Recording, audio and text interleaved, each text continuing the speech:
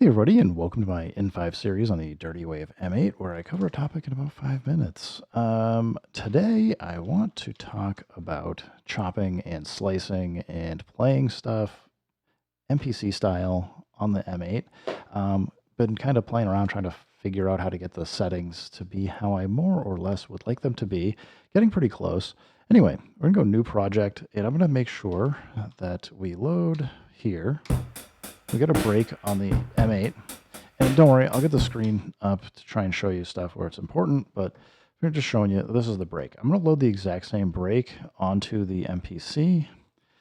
Go samples, style, breaks, British Music Library. I got these off of Loop Masters, and this one happens to be Krusty Breaks. Let's just make sure this is the same.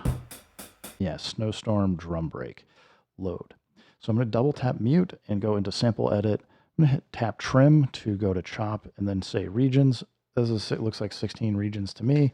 It's not 100% tight on all the chops, but having a little bit of extra air in front of them can give you some like a little bit of swing or groove or excuse me, make it a little bit more interesting or have like some of the sounds change. So we're just going to go shift convert, and now I have a drum kit that I can play pretty fast. Behavior, though, that you might, if you don't know, is go menu, track, where poly is currently set to mono. And this just means we can only play one note at a time. The reason why that you'd usually want this, maybe not for drums as much, I usually change it from mono to poly for drums, because I can go kick, snare, hat, is just how this chop happens to be laid out. I can't play both the kick and the snare at this, or kick and the hat or kick and snare at the same time. So you can see it's kind of bouncing around. That's just because we're in mono. If I switched it to poly or some other amount of notes other than one for mono, we could do that. So a couple things to note is I can kind of roll. I can tap this, and I don't have to let this go to play the next note.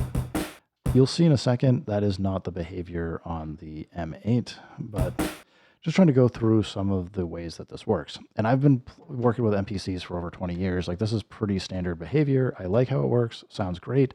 And if you're wondering why you would want it to work this way, usually when people are trying to take like long musical, like a song or something, and they're chopping it up so they can flip it or remix it or play it differently, you want to be in mono traditionally, because you want musical ideas to stand on their own, not stack up. Because if you've chopped up like some chords, you don't want those chords to be then mixing in with the next part of the chord at the same time as you just played, because you'll start getting like dissonant or resonant or other sounds that usually aren't what you want. So yeah, I don't know if you go play with it if you haven't, but yeah, go set it to something else. You'll probably get the idea that 9 times out of 10, it's not what you want. So we've got the chops here. I've got things set up. Let me just show you. I'm going to go pop this open for the M8. So this is just what the view is. I've already got it to slice 16. 10 is 16 in hex. Nothing else fancy going on here other than I just loaded the break. So it's already chopped. And as you can see, it's instrument 00 up top, and we're good. So if I come back to the MPC, go new track, go MIDI, I've got MIDI out to MIDI in on the M8, and we've got to do a couple things. Double tap 16 levels. I'm going to go down to bank A, and then we still need to go lower. So I'm going to go to -2. I'm going to tap chromatic to make sure that we can play every single note. And by doing this, I should be able to play stuff.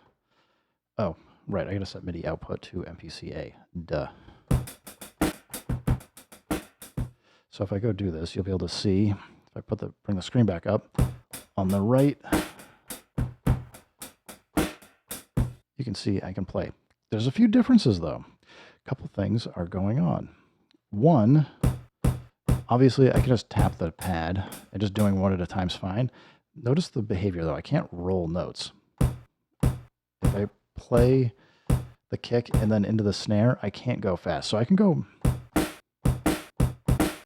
fairly fast, but there's when I tap, As soon as I let go, it's stopping playing the note. And I actually have a ADSR going on here that's allowing it. If I take the ADSR off, you can hear it just like immediately stops. It just sounds different from the MPC. But the ADSR is going to allow us to do a few things. So we might want like a higher sustain. I can get fairly fast here, but it's changing my play style. So how do we fix this? Well, there's a couple things we can do. One is if we go to MIDI settings over here, we can switch mode to poly. And what this is going to do is it's going to allow us to assign multiple instruments or one instrument to multiple tracks. Right now, track MIDI channel 1, 2, 3, 4, 5, 6, 7, and 8. So I can send things separately to the M8 here. They're all being sent to instrument 0, 0. However, the MPC is only sending MIDI out of channel 1 right now. So if I go set this from to channel 1 for both of them, then if I end up having a note that comes in that normally the M8 would not accept, it's just going to toss it over to channel or track 2 right now. So that's where you're seeing on the right here where we get the 1 and 2. It doesn't. I can't control which track it goes to, but at least it sounds closer to what I want for the for how the MPC works. Now we have a couple other things that we can do instead. So let's go set this back to channel 2. If we go set mode to mono, mono's probably what I want 9 times out of 10. And I'll show you my play style here. We'll get the screen out of the way. But with mono set, I can do this roll now.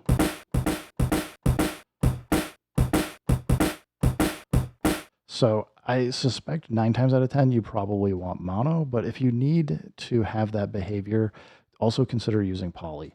But yeah, this is just trying to show you a few things for how to get chops and how to play between poly, legato, mono. We've got plenty of options for the M8 for how it's going to work and behave. And I'm going to keep playing around with how to get some settings in place that will make it feel a bit more like the MPC, so it feels like home, but still be able to use like external controllers to get to work. But I think mono is probably the best bet 9 times out of 10. Anyway, guys, thanks for stopping by. Keep making music, keep having fun. Remember, if it sounds good, it is good. And peace.